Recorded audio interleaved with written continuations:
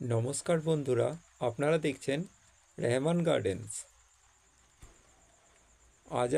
আজ আমি আপনাদের দেখাবো একটা পিং পং লঙ্ঘনের গাছের জোড় কলম কিভাবে করতে হয়।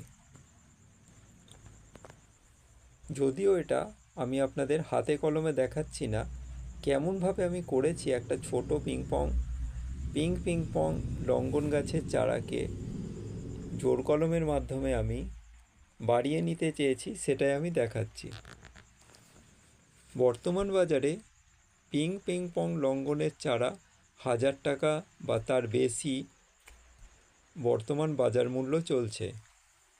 এই পিং পং লঙ্ঘন গাছটা আমি কিনেছিলাম সুহানা নার্সারি থেকে 750 টাকা দিয়ে। যেহেতু এই লঙ্ঘন গাছের বাজার মূল্য বর্তমানে বেশি এবং কোনো কারণে যদি গাছটি মারা যায় বা ক্ষতি হয়ে যায়, সেই জন্য আমি সব সময় কোনো দামি গাছ কিনে আনার পর আমি করি যে সেটাকে গ্রাফটিংয়ের মাধ্যমে বা জোড় কলমের মাধ্যমে বাড়িয়ে নিই। কারণ হচ্ছে ক্ষতি হয়ে গেলেও সেই ক্ষতিটা কিছুটা হলেও পুষিয়ে নেওয়া যায়। চারা গাছটা যথেষ্ট ছোট আপনারা দেখতে পাচ্ছেন, তবুও এই চারা গাছটাতে দুটো জোড় কলম বাঁধা রয়েছে।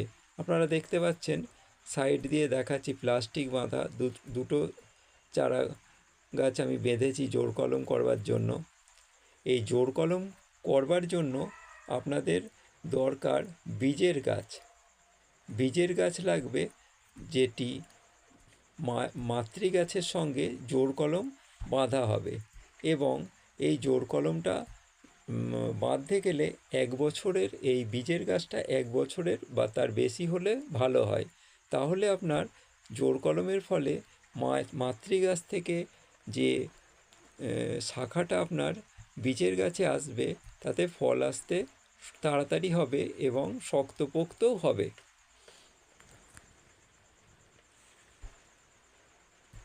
পিং পং চারা গাছের বর্তমান মূল্য বেশি হওয়ায় আমি চেয়েছি যে দুটো জোড় কলমের মাধ্যমে চারা গাছ বাড়িয়ে নিয়ে ছোট টব থেকে বড় টবে প্রতিস্থাপন করব, তাহলে 3টে সমান তালে বেড়ে উঠবে।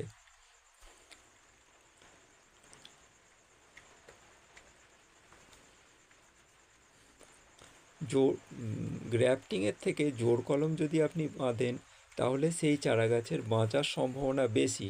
কারণ লঙ্ঘনের গাছে গ্রাফটিং প্রসেস যদি করা হয়, তাহলে সেই চারার বাঁচার সম্ভাবনা অনেকটাই কম। তাই আমি চেয়েছি যে যাতে লঙ্ঘন গাছ বাড়িয়ে নিতে পারি, সেই জন্য আপনারাও চেষ্টা করবেন। নমস্কার।